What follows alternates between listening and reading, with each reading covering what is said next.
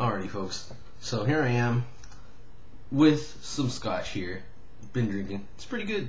McClellan single malt scotch. I think this one's the Highland or something like that version. They got like different, I guess, variations based on where the malts are grown or whatever. And it's pretty nice. Definitely something to sip on and appreciate the flavor of. Anyways, so I was watching CNN. And they have Elliot Spitzer, or I think that's his name, on there, and some lady on CNN. I guess they're supposed to be like a conservative and liberal view, the same show or whatever. And they're interviewing this guy who made a video, like a little cartoon video. It's supposed to come out 2 weeks before the election, I think. And it has like CGI graphics, right? So computer generated imagery, right? And of Reagan and Obama talking or whatever, and that was a little clip they played on CNN, and it was just horrible, typical Tea Party type stuff, and no real understanding of economics, just I guess what some people might call shooting from the hip. I just called it, talking out your rear, because a lot of it just wasn't informed, and it was just saying, oh, that's, something is bad, I'm going to call it socialism. And then from the liberal view, a lot of people will say, so something's bad, that's, corporate America, or that's capitalism, or whatever. And to some extent, I think the liberals have a little bit more of a point, because you could interpret the word capitalism as a system that favors capitalists. But anyways, back to the content of the TV show I was watching.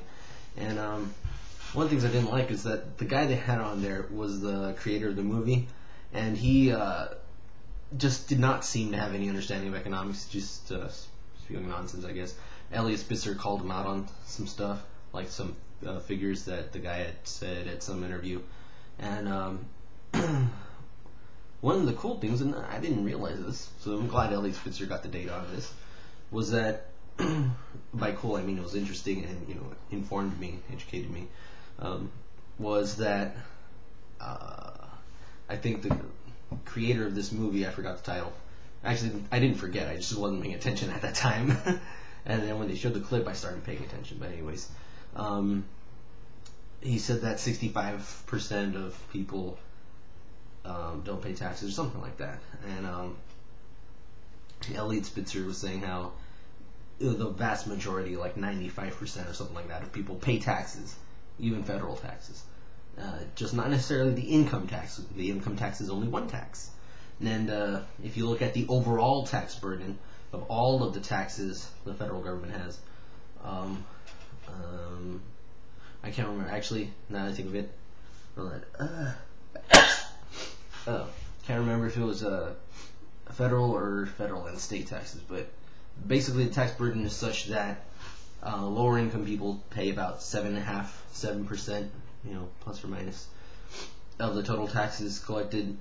The people in the middle pay about, I think, like 15% or something like that, 14%, and people at the top pay 24%. So when you look at all taxes taken together, it turns out that it's only a little bit graduated. It's not really a whole lot in terms of the difference between people's overall tax burdens.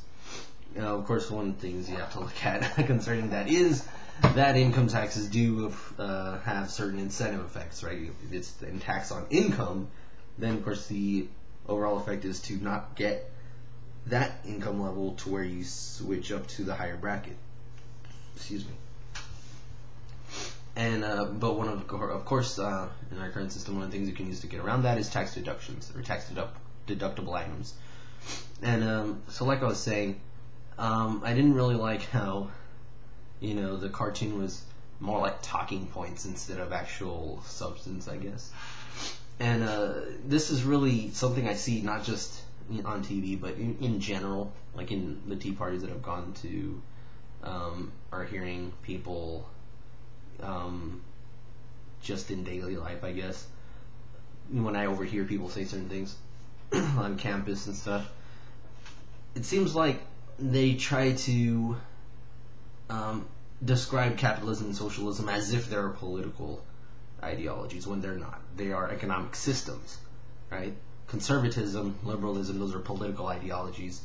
Things like socialism, capitalism, mercantilism, communism are economic systems. So you can't just sort of say what you like and then attribute it to whatever system you don't like, right? And whereas with political ideologies, it's a little easier to get away with that sort of stuff because political ideologies themselves are always changing. And the parties that claim to hold certain ideologies also change their views as well.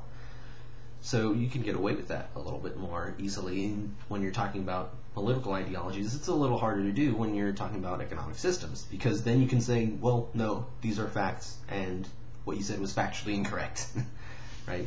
So anyways, and it bugged me also that this guy just didn't seem to know economics, the guy who made the movie that's coming out. And because his movie is, has Reagan there, bashing socialism or whatever. And that to me seems really weird when he doesn't know economics, right? And another thing, of course, is that conservatives will talk about Reagan, even though Reagan exploded deficits, right? I mean, he made deficits expand more than previous people did, previous presidents did. And he also did raise taxes, right? Eventually he did raise taxes. That's another thing people seem to forget. And there was a deregulation in a few areas. Overall regulation, if I recall correctly from the data that I've seen, it has not ever really decreased. It's just increased at a decreasing rate. And that was really only for, I think, 2 administrations or something like that. I can't really remember. Or maybe it has been overall. But, I mean, just think about it. Think of it in terms of numbers, right? If there's, for example, 50,000 new regulations, I'm just making these numbers up, right? If there's 52,000 new regulations and the next year there's 100,000 new regulations, then the amount of regulations has increased by 100%.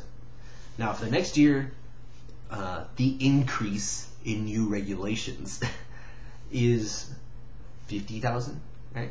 Then that means the increase in regulations has gone down by 50%, right? Because instead of going up 100%, you only went up 50%.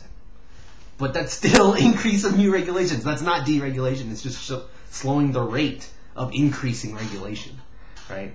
So, I mean, one thing that people, I guess, often make similar mistakes in is in monetary policy, which is where the money supply will increase, whatever, 100%, and then the next year increases 50%.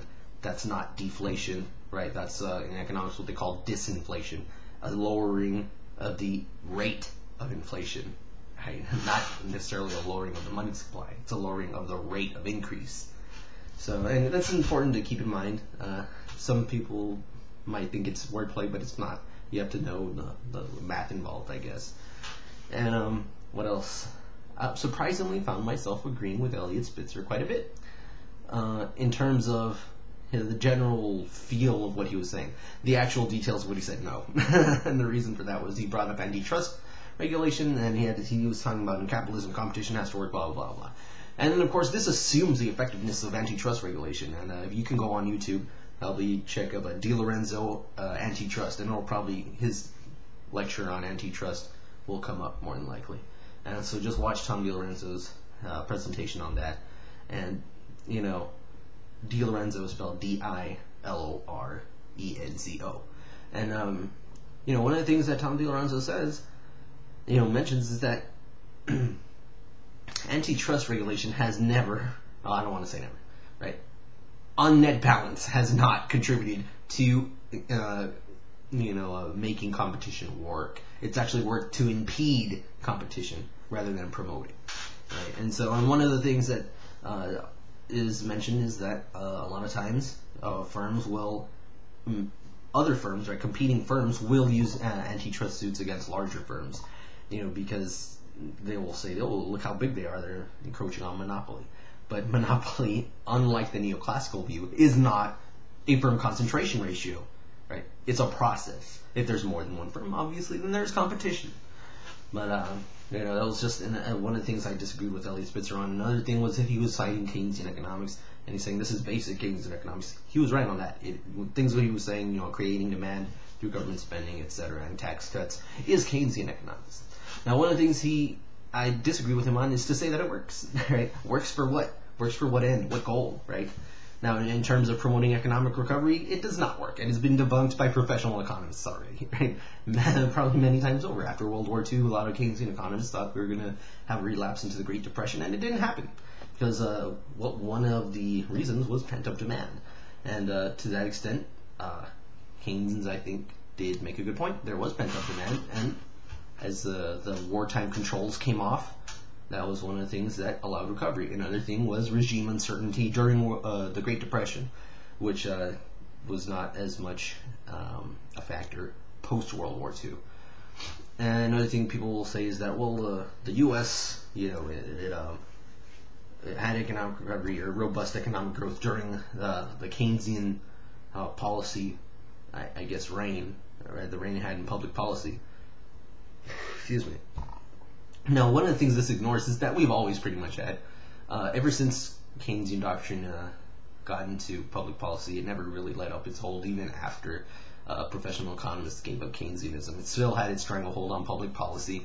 But another thing that it ignores is that the U.S. has prospered under various public policies, Keynesian or not. So that to say that, oh, we prospered under Keynesian policy, it's really, you can't really gain much new information from that.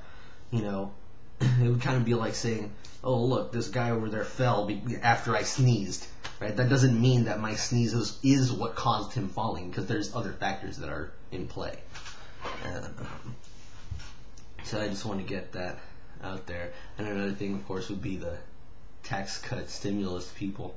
Now, it does turn out, right, just empirically, that tax cuts do stimulate more and longer than government spending. But the people who will use that as a policy prescription and then attack Keynesianism, that doesn't really make sense, because to cut taxes in order to stimulate the economy is still a Keynesian argument.